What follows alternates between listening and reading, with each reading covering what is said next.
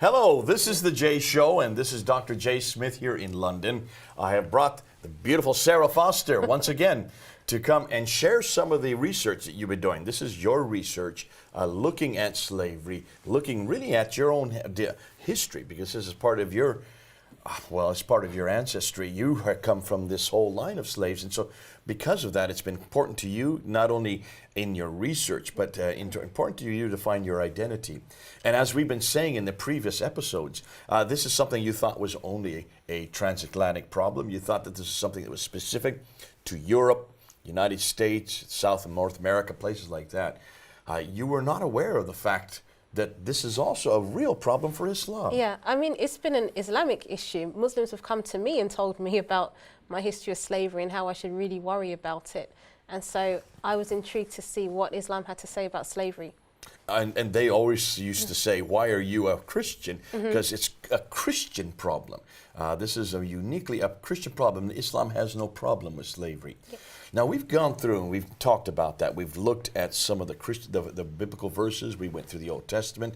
We went through the New Testament. We'll be coming back to that as well in the example of Jesus Christ in the future. But what I want to do now, and you've told me that you have some material on looking at the status of Islamic slaves. So we're going to move now to the whole Islamic world of slavery.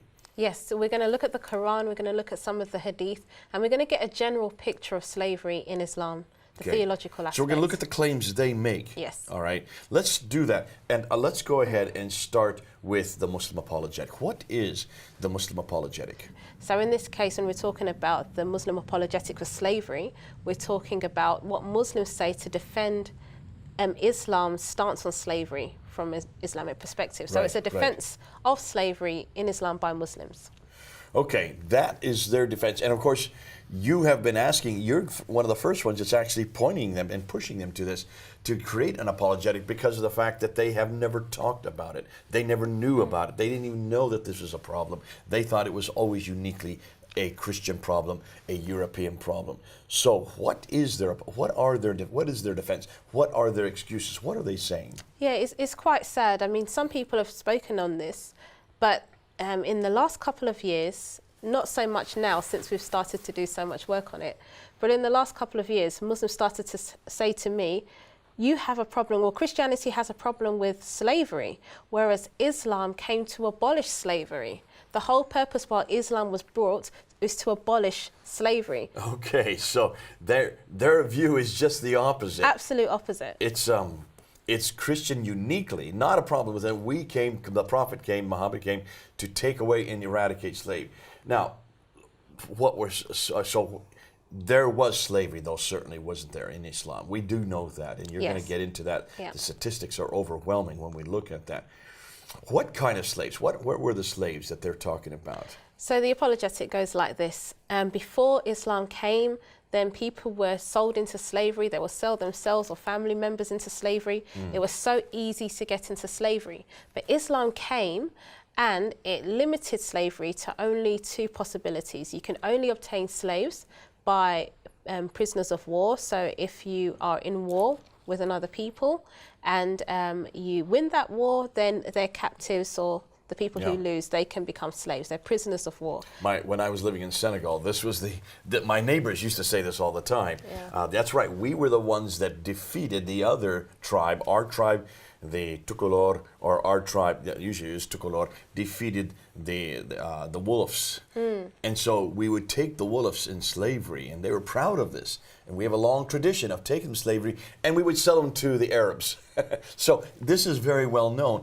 Interestingly, that confronts the view that Alex Haley had in Roots, the opening sequence, in the old version of Roots, where they would you'd see these Europeans with white cutlasses going and enslaving people against their will.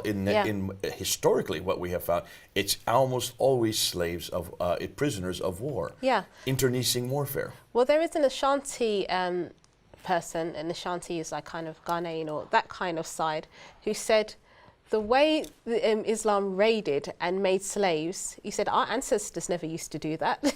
Okay. So I mean, what was the name of the people you said? The Wolof and the Tukulor. The Tukulor. The Fulani is another name for them. where they learnt that from, I don't know. How long that practice has been going on, I don't know. But the Asante tribe said our ancestors never did that.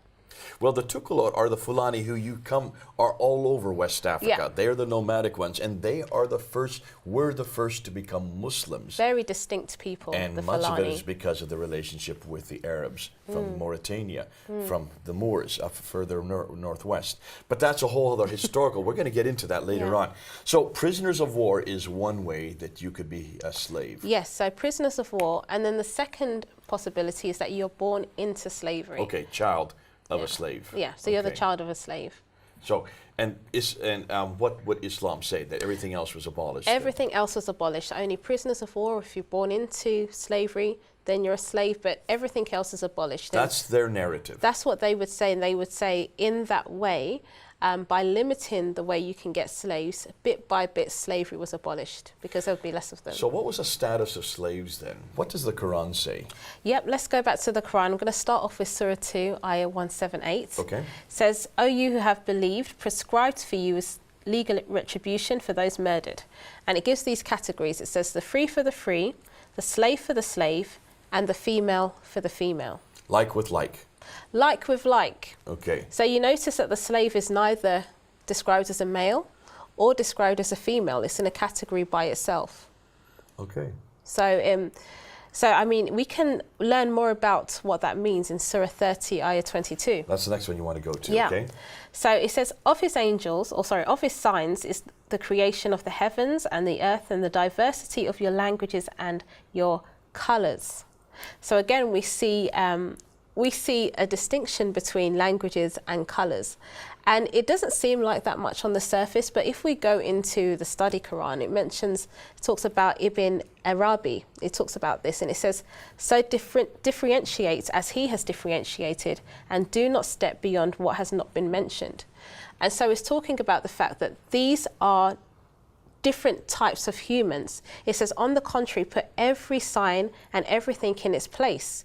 So it's talking about different types of human types. So it's in one sense, in the Bible, we see everybody is created in the image of God, and we see man being male or female.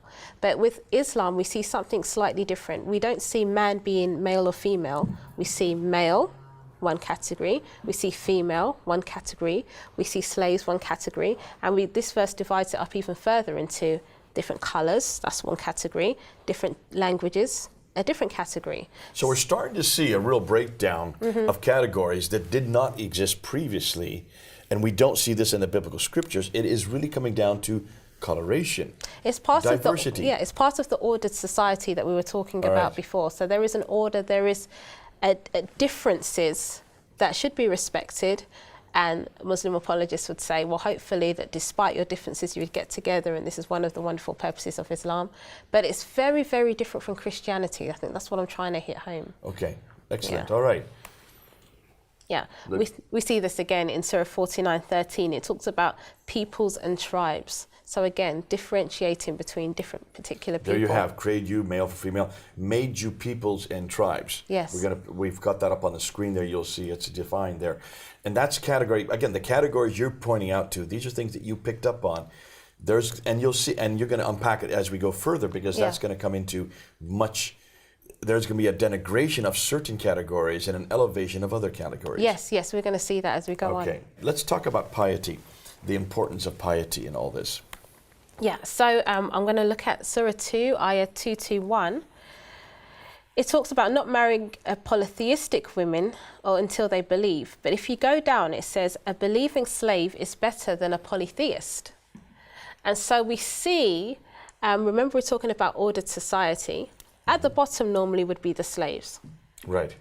But it's saying if you're pious, if you're a believing person, then you can go up and you can marry them even though they are even though they are a slave.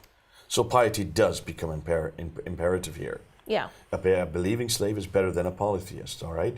When we go to Sunan ibn Majah. Again, we see the same sort of formulation. Do not marry women for their beauty, which may destroy them, or for their money, which may corrupt them for religion. A slit-nosed black slave woman, if pious, is preferable.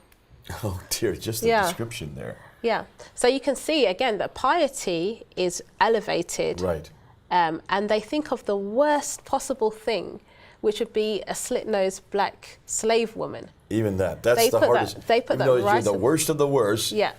As long as she's pious, she's okay. And the worst of the worst Would be includes your color, includes you being as a slave, includes your physical features. Like the nose. Yeah. That's I mean, fascinating. if you think back, Jay, when we looked at the Bible, did we see anything like this? No, no. Talking about facial features, not at talking all. about color.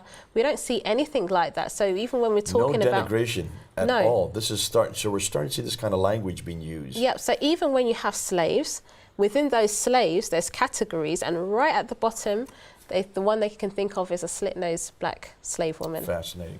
I mean, it's not. It's horrendous when you stop to think of course, the impact that's going to have, or the implications that has. Well, let's continue on. Yeah, we see Ibn Hazm writing in the 11th century. He says, God has decreed that the most devout is the noblest, even if he be a negress. I can't say the word. Even if he is the negress's bastard.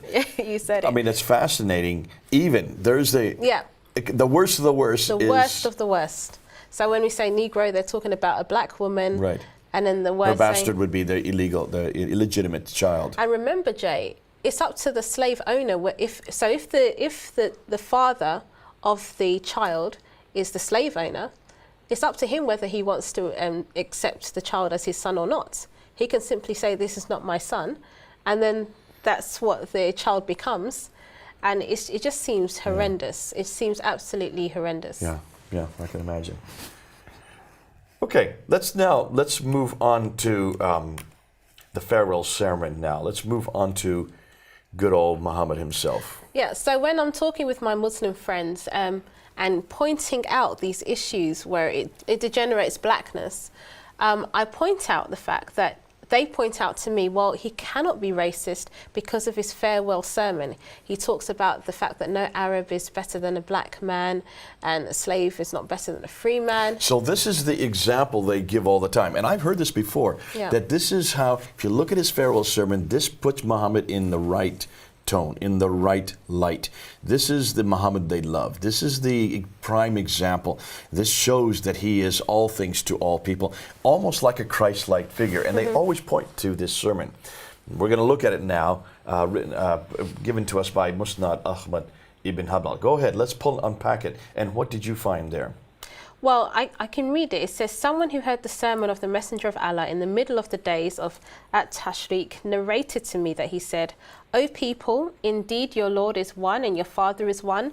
Indeed there is no superiority of an Arab over a non-Arab, nor of a non-Arab over an Arab, nor of a white over a black, nor of a black over a white, except by taqwa. Have I conveyed the message? Okay. And they say this is the final sermon. We find this in Ibn Majah. And it's very, very hard to find in the English, by the way, but we do find it in the Arabic, and I've had it translated. It is there in the Arabic in Ibn Majah. It's very similar to Galatians 3:28. It is very similar. And I should point out that even though it's one of the 6 Sahih Hadith, Ibn Majah, it's the least authentic of the 6. And it comes at the latest time. But the interesting thing about this... So it would be the weakest. It's the weakest out of the 6 Sahih. Right, okay. But what's interesting about this farewell sermon is that Tabari, he also narrates the farewell sermon of Muhammad. And he says something slightly different. Okay. He says this, listen to my words, O people, for have I conveyed the message. Know for certain that every Muslim is a brother of another Muslim and that all Muslims are brethren. It is not lawful for one person to take from his brother except this which was given to him willingly. So do not wrong yourselves. Oh, well, have I not conveyed the message? This is completely different. Yeah, it's very different. It talks This is supposed to be the same sermon. Well, this is it. I mean, Tabari, he was the one who wrote the histories. Well, listen, Tabari is writing in the 10th century. Hanbal is writing in the 11th century. So there's been a change between the 10th and 11th century. Well, this is the problem. Tabari is writing the histories, he's writing earlier, and nowhere in his writings do we find what Hanbal says. So Hanbal has changed it, or someone has changed it, and Hanbal has recorded it. Yeah. About a century later, much more benign and benevolent. Yeah. They've sanitized it. We don't find it in Sahih Bukhari. We don't find it in Sahih Muslim. Someone showed him a Bible. Someone actually read to him Galatians 3:28, Yes, and he wanted to get the equivalent and add to it and put it into the. I've been speculating, obviously, but it is curious that if you look into the 10th and 11th, that the 10th century, the earlier version, is nothing like the 11th century, and it's just saying a Muslim for another Muslim. There's nothing about slavery there. There's nothing about equality there. Arab and non-Arab. No, or Arab or non-Arab. It's very much you are of your own kind. And this is in keeping what we find in the Muslim text, where it talks about differentiating between Muslims and non-Muslim, the killing of a Muslim or the freeing of a believing slave, which we'll come on to. The belief is very important. If you're a Muslim, it's very important. It doesn't talk about Arab, non-Arab in many of the sources.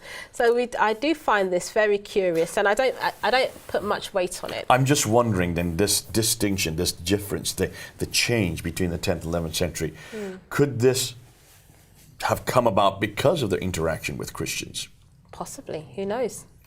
Maybe between the 10th and 11th, maybe or the one that we see with Hanbal must have come about because not only did he know and learn and find out about the Bible or heard Christians saying the same thing, they wanted to find the like with like. And you can see, well, your Jesus says this is what our Muhammad says. See, very much the same. Well, you know what, Jay? I think you have a point, because as we go on and we look at how the slavery played out in Islamic lands, there was an acceptance that there were non-Arabs who were equally as Muslim. There was these debates, what does it mean to be a Muslim? Do Arabs have superiority? Especially when they were including the Berbers and Egyptians and people like that, the Persians. So there was this discussion going on in the later periods. So that could well be a possibility. 1,000 years before that, Jesus said much better, greater things. They're finally catching up. Takes them 1,000 years to catch up, but give them time, they'll get there. Okay. Yeah.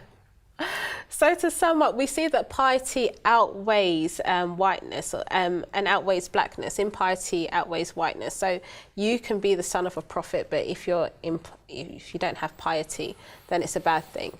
But it's just interesting that the lowest thing they can think of is not just the black one. Yeah, not just a slave, but a black slave. You said earlier that Islam came to correct slavery, to emancipate slavery, to eradicate slavery. This is what my Muslim friends have told me. I've heard the same thing. So what do we say to that?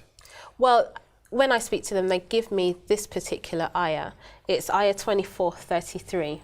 So Surah 24, ayah 33, the emancipation verse is what you're calling it. Okay, let's read it. Let's see if it I is. have a question mark over that. I can see that.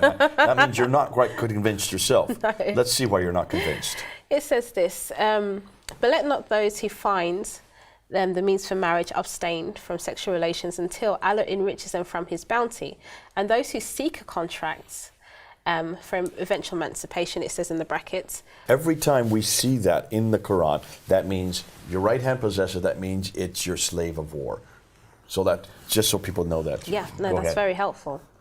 So if they want to seek to make a contract, then make a contract with them if you know that there is within them goodness, and give them from the wealth of Allah which he has given you. And it goes on from there. If they come to an agreement with their slave owner, that they could agree in amounts and pay it off, and then they'd be freed. The word here is emancipated. It doesn't actually say that in the Arabic. But it also talks about the fact that if you find goodness within them. So whose decision is it to find goodness in them, and what exactly does that mean? Some people have said, well, if they have a trade, they can actually go out into the world and they can do a trade, and they are good with their hands, or they can do a trade. Then if they can survive on the outside, then you're going to be able to find goodness with them, and then you can let them go. It's all dependent on the slave owner. And we wouldn't really call this true emancipation then. It's not emancipation, because when we're saying emancipation, we're saying without conditions. That's right. You're free. You're freeing them. But it's not saying that at all. It's saying that the they slave owner... They almost have to prove their worth in this case. The slave owner has to decide whether they're good enough. And even if they decide they're good enough, some commentators still say you don't have, you can't force the slave owner to let them go. Surah 4, ayah 92. This is a guidance for freeing on slaves. Yes, so we're going to see this in a couple of ayahs that we're going to look at, where it talks about freeing a believing slave. if something is done. In this example, we see this. It is never for a believer to kill a believer except by mistake, and whoever kills a believer by mistake, then freeing a believing slave and a compensation payment presented to the deceased family, unless they give it up as a right of charity. And so if somebody is killed, if a believer is killed, then what do? You free a slave. A human for a human, but in this case, the slave has no choice, but you free him. So when you say free a slave, what do you mean? Well, we're going to come on to that, exactly what we mean when we say free a slave. But the Quran, on the surface, it looks like it's just letting them go. Well, this is great, and this is what Muslims have always said, haven't they? Yeah. See, we free slaves whenever we have to pay for something. We let a slave go.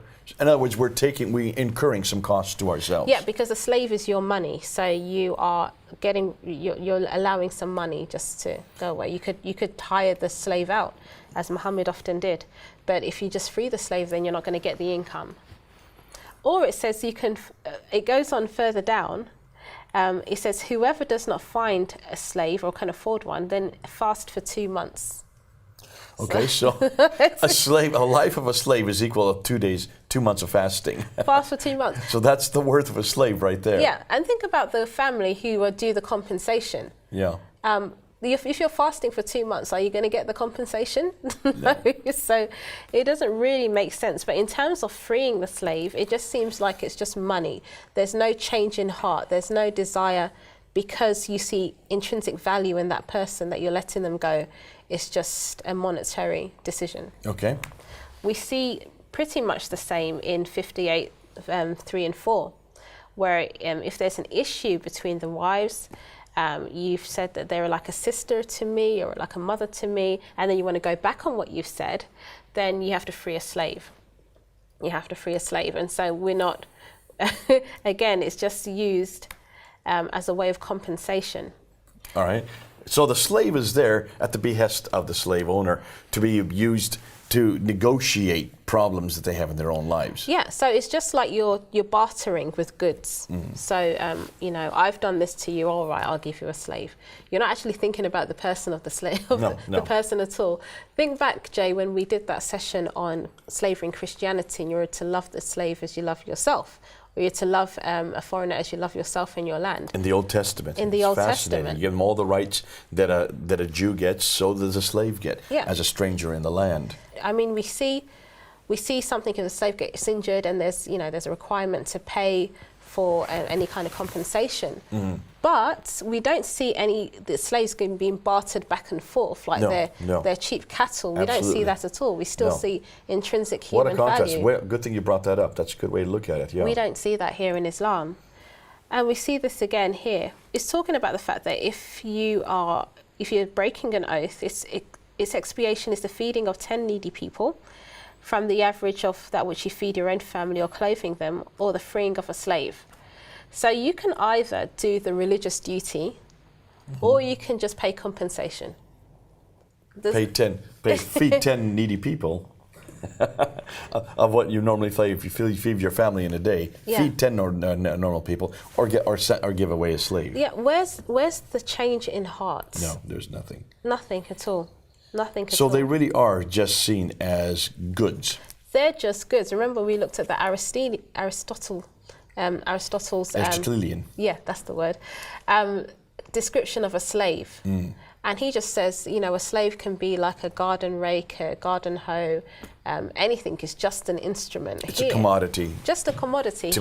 Give and take, buy and sell. It doesn't really have intrinsic value. We see that here.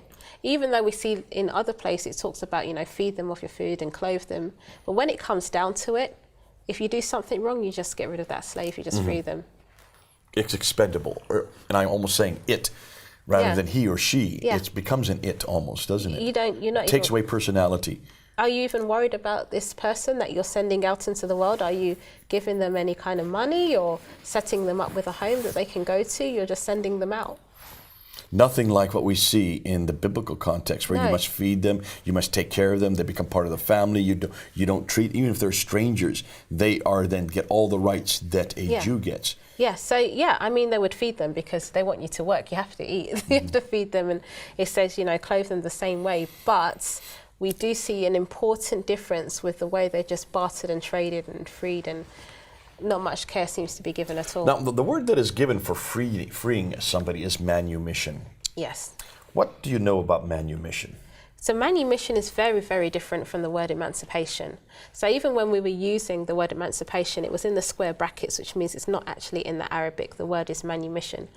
Manumission means I set you free. I, as the slave owner, am making an individual decision to set you, individual slave, free. So I'm not saying widespread, there's no more slavery, all my slaves are free. I'm saying you, particular slave, I set you free. You're free. Okay. So that's the difference. When we talk about emancipation, like what happened in 1807 with the transatlantic slave trade, worldwide, the British government said no more slavery, okay. No more slave trade. So it was not individual. Manumission is individual. Manumission is individual by the individual slave owner. Depending on the circumstances. Yeah. Like we've just seen in Surah 2 and Surah 58. Yeah. We've just been looking at examples where they're being set free because of a problem that needs to be negotiated. Yeah. It's a negotiated settlement. Yeah, we don't find the Islamic Caliphate, any one of them, setting all slaves So when free. Muslims say these are verses of emancipation, no, they're not. No, they're not. There's no emancipation here. There's no wholesale freeing of slave. There's no eradication of slavery itself or the institution. It still exists. Slaves are still being bartered. This one is maybe set free. That one is being set free. And that's all these verses are saying.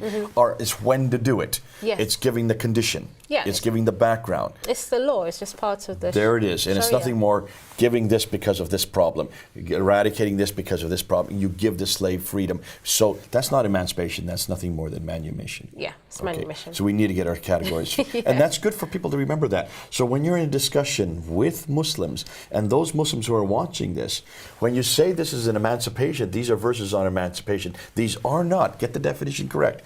You are not emancipating. You're not eradicating slavery. There's no abolition of slavery in any of this. No. This is just nothing more than rules so that if you have this problem, give the slave away. Or you have that problem, allow this slave his freedom or her freedom.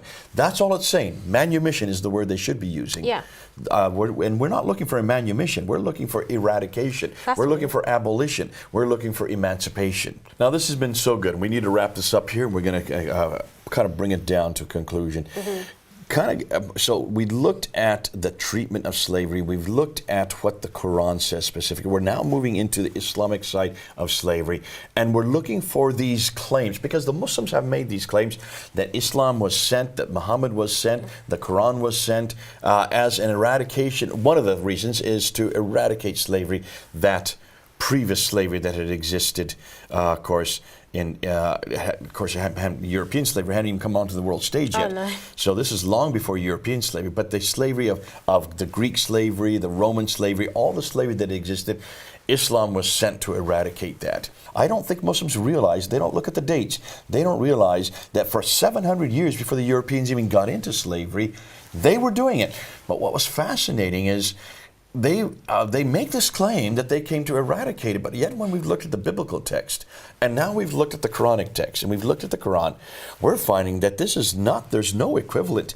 The biblical text was much more benign. It had a much better category. It really saw slaves as part of the community. The slaves were there as part, sometimes even part of the family. Even though they were seen as strangers, they were not treated as strangers. Whereas in this case, in every case, they are not part of the community. There is a denigration. You're seeing already in words and languages that are used to show that they are at the bottom of the heap. When they're using comparatives, you've used examples of comparatives. They were at the bottom of the comparative, so show already that they're seen as the least of the least, the lowest of the low. And of course, the scriptures will get more livid as we go into it. But certainly this idea of emancipation that Muslims always talk about, this abolition, does not exist. We're talking about manumission, not emancipation. This is just one slave here because you need to get a problem over here. So far, I've not seen anything that convinces me that this is emancipation, this is eradication or abolition. We're going to continue this. We're going to now look at the treatment of slaves in Islam. We're going to unpack that. It's not going to be very pretty, but we need to get back to that. Stay with us. This is Jay here in London with Sarah Foster at The Jay Show. Over and out.